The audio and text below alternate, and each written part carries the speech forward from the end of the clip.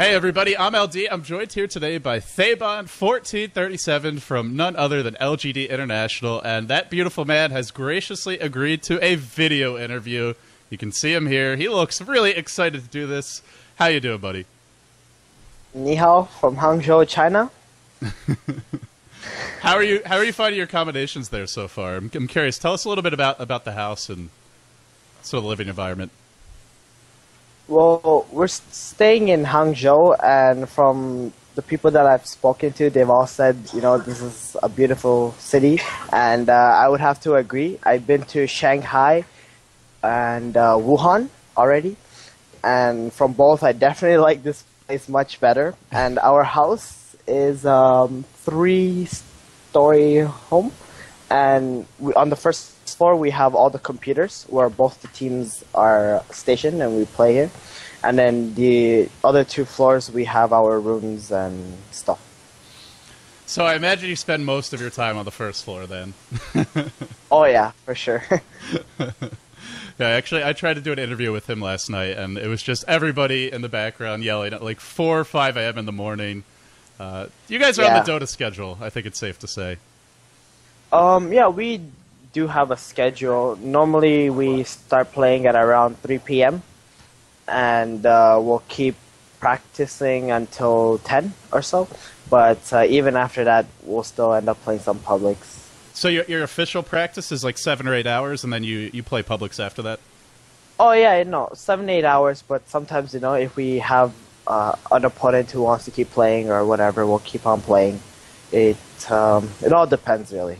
Now, how does your practice time sort of break down? Like, I know with a lot of the Chinese teams, they spend a little more time analyzing replays compared to, like, your typical European or North American team, from what I understand, mostly just plays a lot of games, and they'll study replays here or there, but I know the Chinese teams study the replays a lot.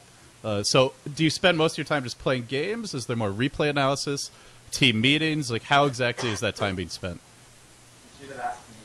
Well, when we play, we'll just keep on playing or whatever, and then when we have time in between games or after a game while we're picking or whatever, some of us will watch some replays and see what went wrong in the game or what went right and these stuff, but mostly what went wrong so we can fix it for the next game. And when people aren't playing matches or whatever, we'll sit here, either play public games or analyze our replays, see our own mistakes, and improve on that. I actually want to dive right in with you to just talking about how LGD International compares to your past competitive experiences. I think most people know you from Mouse Sports. That's sort of where I think you became a big figure to the Dota community. And obviously for Mouse Sports, you were the captain. You were doing the drafts for at least a while. What is your role in this team compared to Mouse Sports? And then sort of how do you feel the team and its practice regimen, and just like overall, what are sort of the similarities and the differences between what it was like for you at Mouse and what it's like for you with LGD International? Actually, I don't think there is much similarities between both the teams, because that was, like an online team and we only played during LANs and stuff. Here, I think all the players know exactly what they're doing and what they have to do, so you don't have to spend so much time telling people, this stuff. And on Mouse Sports, I don't know, I think just people are more aware of what needs to be done in the game in LGD International, so there isn't much work for me to do, at least. Sing streamed some of the scrims that you guys played for Mouse Sports, and it seemed like there was a lot of miscommunication and misunderstandings, and obviously you had some big kind of, I wouldn't say hot-headed, but big personalities and people who are very outspoken on that team. But it did seem like a lot of the issues were things that just wouldn't happen for a LAN team. Like, you can go point to the monitor, no, this is what you should have done, here's why, and it's like you're all looking at the same thing. It's very easy to figure out issues. How much of it would you say is just the difference in environment, like everyone being in the same house, and how much of it would you say is sort of the players of the team that's making it easier for you guys to just work out issues and kind of understand each other like intuitively? Oh yeah, for sure. It's much easier to communicate with your teammates on LAN. Like, everybody's sitting right beside me, so I know for a fact if I'm talking to someone, they're actually listening. Because if you're online, maybe people are not like watching the same thing you are. For example, when you're watching a replay and you want to point something out, maybe they're not watching the same thing, or these kind of stuff. When I'm sitting here and I'm watching a replay and I call, I don't know, God or Brax over and I'm show them something, then I know like they're actually watching and seeing what went wrong and stuff like this. It's much quicker and much easier to communicate online, of course. And the thing about online is like everybody has their own idea, and you really don't have enough time to be able to get your point across while you're trying to get people to do all this stuff, like, I don't know, watch a replay at the same time you are and blah blah blah, stuff like this. So it's a lot more efficient, basically. Oh yeah, for sure, a lot more efficient. Like online, you're gonna be improving much quicker, and you're gonna be fixing your issues much quicker as well. And people won't be so I don't know, I guess hot-headed, as you said. That's all. Right, they can see you smile, they can see you laugh. It's a little bit less tension in the air, kind of thing. Speaking of improving quickly, you guys are still a very new team, right? You've been practicing together for what, 2-3 weeks at this point? I arrived in China on the 1st. Oh, no, the 31st. So I guess soon to be 2 weeks. So you've only been practicing together for 2 weeks. During that time, yeah. and I guess, can you talk about how far the team has come since you guys started practicing, and how far you feel you have to go before you can compete against the best teams in Asia and China? The teams like DK, LGD, China, IG, Orange, MEFC. How far have you come, and how far do you guys have to go before you think you'll be ready to play those teams in competitive games? Well, actually, since we started playing, I think most of our games, I guess, like LGD, it's like 45-55 for them. And against DK, I think it would be something like 40-60 for them. So we're actually improving really quickly right now. And the more we get the hang of the metagame and how people play here compared to Europe and stuff like this, and as time goes on, we're definitely gonna, increase those statistics. Of course.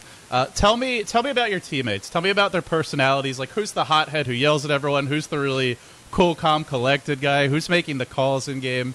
Like, give me a little insight into each of your teammates and what they're like.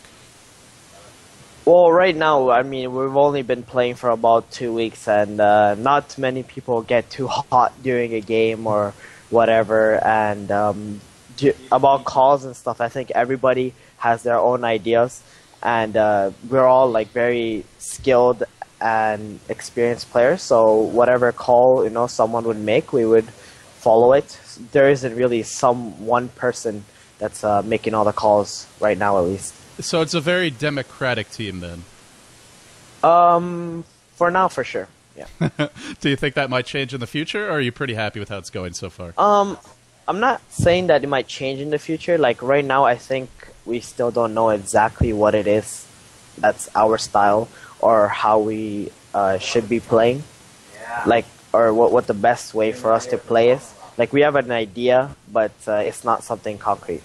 So you're still figuring out kind of like what your team identity is. Are you going to be like the old DK where it's all about like get burning farmed, 4 protect 1? You're still trying to figure out what kind of style fits you. Exactly. That's exactly it. Cool. So you and PyCat are both former captains. PyCat was captain for CLG. You were captain for Mouse Sports. A lot of people in the Western scene, I think the expectation was, all right, one of these guys is going to captain the team. One of them's going to sort of take charge or be in charge. But it sounds like that's not really the case. Well, yeah, I mean, I suppose so for now at least. We're not really concerned like about that. Okay. We just want to improve each other and adapt to the Chinese playstyle at least. All right, so tell me what it was like to leave North America. You get on a plane, you show up in China, and all of a sudden, Dota is your life. It's not just something you do for fun or occasionally or as a part-time kind of thing. This is your full-time job. This is, I mean, if you want to call it a career even. What was that transition like? What were your feelings when you got off the plane? Sort of walk us through that process. Well, I mean, at TI, after playing all the games and stuff, I felt like this is something that was necessary if you wanted to pursue, Dota, and if you wanted a chance at TI3. So for me to actually leave home, go after this was a pretty easy decision, I think. I mean, this is a once in a lifetime opportunity, and I mean, I'm pretty happy about it. Have you had any sort of transitional difficulties? Get used to the food, the culture, not speaking the language? Any funny stories? Anything weird that's happened since you got there? Well, I mean, I think a lot of cool stuff has already happened in less than 2 weeks that I've been here.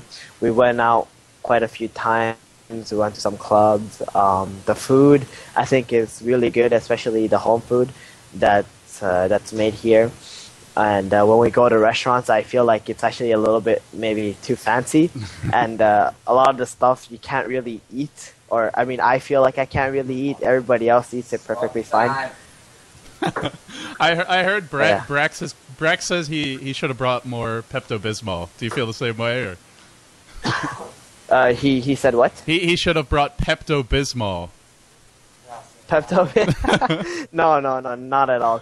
I think it's that a lot of the food here is really spicy, and Brax isn't really used to that. But for me, I guess I'm used to it. At home, my mom always cooks some spicy food, so. So it's old hat for you then. It's old hat. I was told by Brax I have to ask you about Wuhan. I don't know if I'm pronouncing that correctly. Can you tell? Wuhan, yeah. Can you tell us about Wuhan? Wuhan. It was the next day after I arrived. We went there for 2 nights and 3 mornings, where we were actually there just to hold a flag during some ceremony, and then we said hi. Or I said hi. In an interview, I said hi. I'm 1437 from Canada, and I play for LGD Int. And that was basically it, but we made the best of it. We went out to the club that night. I saw what a real Chinese club was like. I thought it was pretty cool. Are you a bit of a celebrity there? Like, I know, for example, in StarCraft, like the top StarCraft pro gamers in Korea are celebrities. Like Flash, Boxer are like national celebrities. Is it kind of the same thing with Dota players in China? Well, I don't know, but in Wuhan when we went there, it was for something else. It wasn't Dota related at all. It was like this Chinese-Korean connection thing, and the games played there were like Warcraft 3 and League of Legends and stuff like that. Dota 2 wasn't like even a game, but I don't know. We went there to hold some flag or something like that. But yeah, it was quite interesting. I'm sure you held the flag damn well. Oh yeah, I held the Canadian flag. You want to sing the national anthem for the people out there? Or? No, I can't. Just tell the flag. Oh, Canada.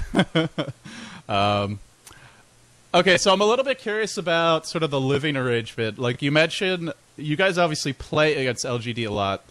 Do you talk strategy with them? Do you break down games afterwards with them, or are you more independent? Not really break games. I feel like our play styles might, it's a little bit different. But from time to time, we will, talk about, some heroes. What like they prioritize some heroes more than us, and we prioritize some heroes. But it's actually that's the case with like all the Chinese teams. They all prioritize different heroes, and you need to understand that. And with the other LGD team, I mean, sometimes we talk about some heroes, but it's a little difficult because they don't know so much. Not all their players know English. Right. Yeah, like I've heard Yao's English is quite good. Yeah, Yao's English is pretty good, I think. But other than him, the others just know a little bit. So obviously you have a huge advantage being there just because you get to practice as a team on LAN, right? So that's one big component of it. So obviously being on LAN together is a big advantage. Helps you to practice a lot. Mm-hmm. how has it sort of benefited you to play against all these Chinese teams instead of playing against Western teams? Are there things you're picking up from playing against them? I know Brax mentioned, for example, that the Chinese teams really value getting an early gem. Are there things like that that you've sort of picked up along the way from scrimming against them a lot? Oh yeah, for sure. I mean, I think the difference between playing against Chinese teams and playing against European teams is that all the Chinese teams have really high skilled players, and in these games you actually have to try really hard, and the difference between a win and a loss is a few mistakes. And in Europe, that's not the case, where you can make a bunch of mistakes and you can still come back into the game if you're like a slightly better than your opponent, or you have some better strategies or some better movements or some little smoke gang that will win you some team fight. Where Right. in China, that's not the case. Like everything matters. Like, you make one little mistake in a challenge, you make one little mistake in a duel, and then that will cost you the game. So you got to play mistake-free Dota, basically. That's what it comes down to. Yeah, that's basically it. It all comes down to who makes that first mistake, and and who's capable of securing the game after they have this advantage. That's really interesting, and I think it's really great to hear you talk about that, because it's something that you'll hear a lot of Western observers say, "Oh, Chinese Dota is boring. There's not as many kills. There's not as much action." What would you say to those people? I'm curious what you think actually, about it. I wouldn't say Chinese Dota is boring at all, because in all these scrims and games that we've been playing, there has definitely been a lot of action, and I think the metagame is switching more towards that right now. At least people are playing much more aggressive heroes. But I mean, this is online after all. Online, people tend to play much more safe, where they would pick carries or prioritize carries first to try to secure this late game, and then try to focus on other stuff. But right now, at least online and in these games that we have been playing, it's very, very aggressive. And to those people who think Chinese Dota is boring or whatever, and European Dota has so many kills or a lot of actions and stuff, a lot of those actions are just mistakes that force you to play in, force you to fight in some random situations where it shouldn't even happen to begin with. So that's basically it. You heard it, guys. You heard it from the man himself. It's cool to hear you say that, because it's something I personally felt for a while, and it's great to see sort of the transition and the respect for mistake-free Dota. I guess on a slightly different topic, how is you mentioned that you've gone out to some nightclubs there. Like, can you describe a typical day outside of your practice regimen? Like, what do you guys do for fun? Where do you go? Have you been sightseeing? Do you try and pick up girls at the bar? I mean, what's the nightlife like there? Well, it depends. I mean, for the most part, we just try to play or whatever, and sleep. We do a lot of sleeping.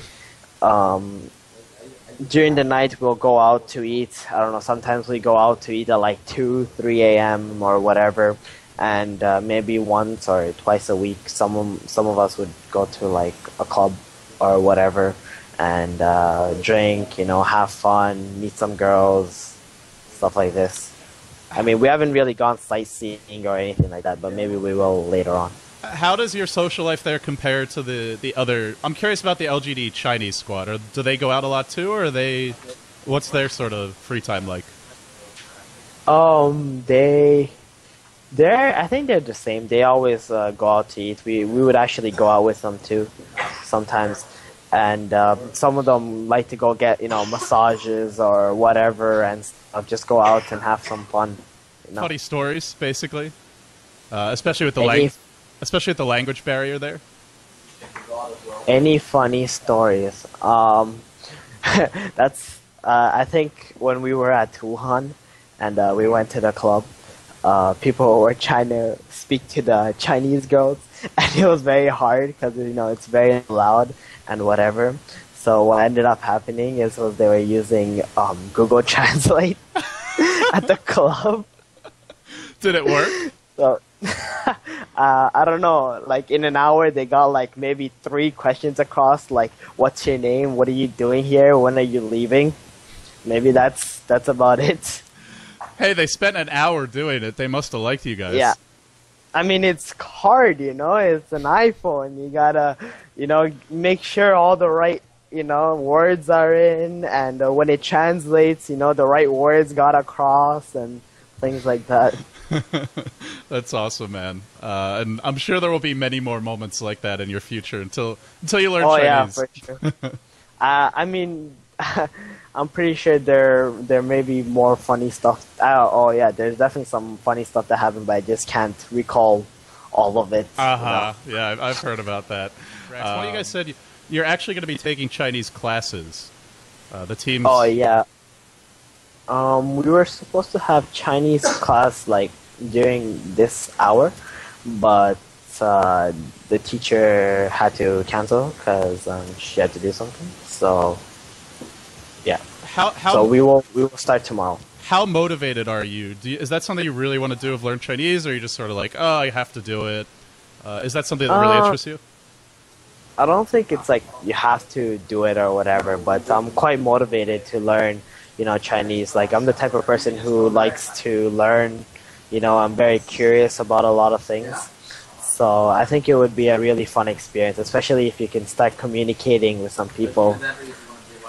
I think maybe after even, you know, learning Chinese here, I will, you know, learn or, you know, proceed to learn more in the near future. Obviously, you got to learn all the profanity. That's the big one. Oh yeah, for sure. That's the first thing everybody learns in the language. Speaking of learning the language, something I think a lot of people have seen, like there's a video of ROTK just screaming at his opponents on LAN. This was, God, it might have been a year or two ago. The Chinese teams are very vocal on LAN, and it was actually a big difference between, like, I know some of the Western teams really struggled with communication at the international.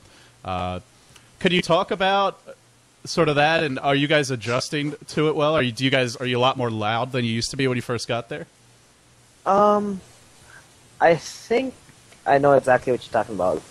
When we're playing here with everybody, I think back home people, you know, wore headsets and they would talk on Skype and stuff like this. We already started on the first day not wearing headsets and just, you know, trying to talk to each other and stuff like this. And it's a new thing too. I mean, I used to play with sound and hear spells and stuff like this. And in Dota 2, you can hear some spells in fog and all this stuff. Like, you don't have this advantage, but I think this is good practice for when you are on LAN. Then you can actually hear people because, you know, you're already used to it, and you're also already used to the fact that, you know, you're playing without sound and stuff like that.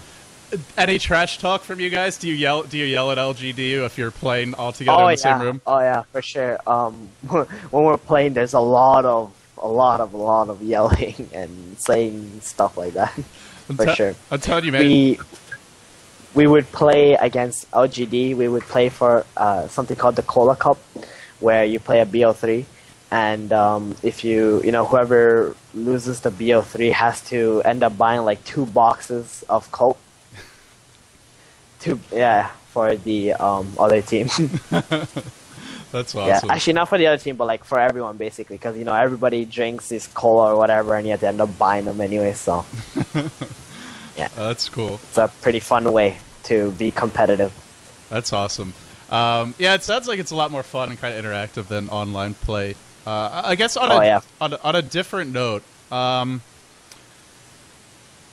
have you been watching the G-1 League at all? Have you followed any of the teams or the games there? Did you say the G1 League? G1, yeah.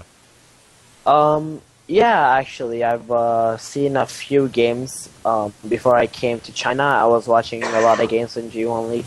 After I came to China, not so much, but I feel like I'm gonna soon be watching a few replays for sure. Are you guys traveling to the LAN finals? Are you gonna be watching there in person, or to the LAN finals? I don't think we're gonna be attending the LAN finals. I'm not sure. I don't know anything about that right now, actually. Okay, I'm just curious. What do you think? What do you think about the results so far? EG got knocked out by LGD 2-0. They were 1 game away from making it into the finals. Obviously, they're dealing with the pain disadvantage. So, sort of about that match, and also about the results in general. The four teams left are LGD versus IG and Orange versus DK for the two semifinals. Any surprises for you coming out of the results? Any predictions of what you expect to see for the Final Four? Any surprises? Not really, I suppose. I mean, I actually follow a lot of tournaments, and this one I haven't followed so much right now because of all the stuff that's been happening, like, you know, coming to China and practicing here and stuff like this. So I'm not following that tournament too well right now, I suppose. Let me ask you another way then. Orange versus DK. Who do you predict's going to take that? And sort of walk me through your reasoning. Orange versus DK. DK, okay. Well, we played DK, and they are definitely a very strong team right now. And I'm not too sure about Orange. I think they may have had some player changes and stuff like this. But I would have to go with DK for sure from the games that we played against them. Okay. They're very, very strong. I think they're a much, much stronger team than they were at TI. Now, obviously, you're going to be a little biased, but the other match, LGD versus IG, what do you think? LGD versus IG, I think that's going to be a very interesting match because we played LGD a lot of games, and I think IG haven't been playing much right now because some of their players are gone back to hometown or on vacation or whatever. I mean, you did win $1 million after all, right? You want to take some time off, but we'll have to see. I think obviously I'm going to have to go with LGD for that one. All right, and then the finals, LGD versus DK. What do you think? LGD versus DK. Of course, LGD. With the Chinese players, I feel like to the Western fans, they don't really know them that well or know their personalities. Anything funny or interesting you could share with us about them? About the LGD team? Yeah, the Chinese team. LGD. I think they're all really outgoing. You know, they're really fun. Like, they're very friendly and stuff. We have a lot of fun with them when we go out, you know. We try to talk or try to get as much English across as possible, you know, some broken English that I think they can understand. And it's just they have a little trouble, you know, talking back or whatever. But I think it's pretty easy for us to understand as well. And I don't know, like, I play pubs with them. Last night I was playing a bunch of pubs, and it was pretty fun.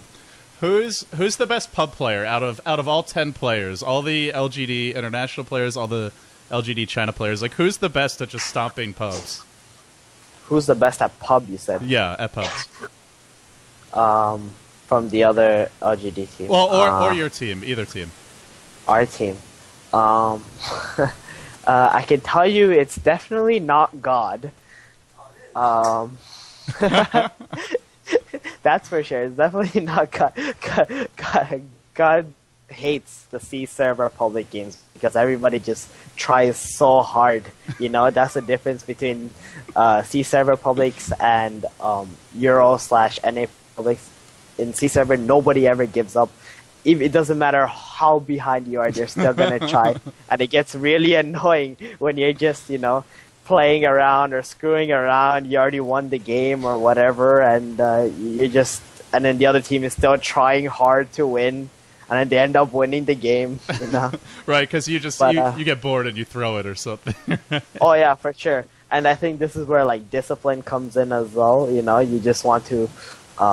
Like, for us, we're just used to this North American/European public matchmaking where people just, you know, screw around, and if you're a better player, you're just gonna end up outplaying your opponent, and you can do whatever you want.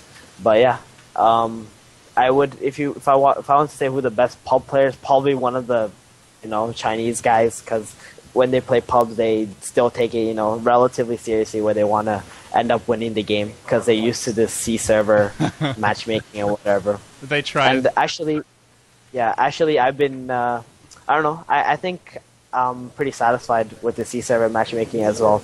The more I play it, the more fun I have as well. I know you can actually do some real stuff, and your allies will be able to, you know, follow up, and your opponents are, you know, pretty high skilled as well.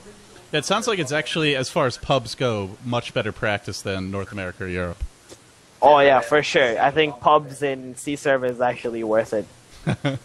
Awesome. All right, I've kept you for a long time, Thabon, but we'll wrap this one up. So before I let you go, any shout-outs to sponsors, fans, family back home, anything you want to say to all the people out there?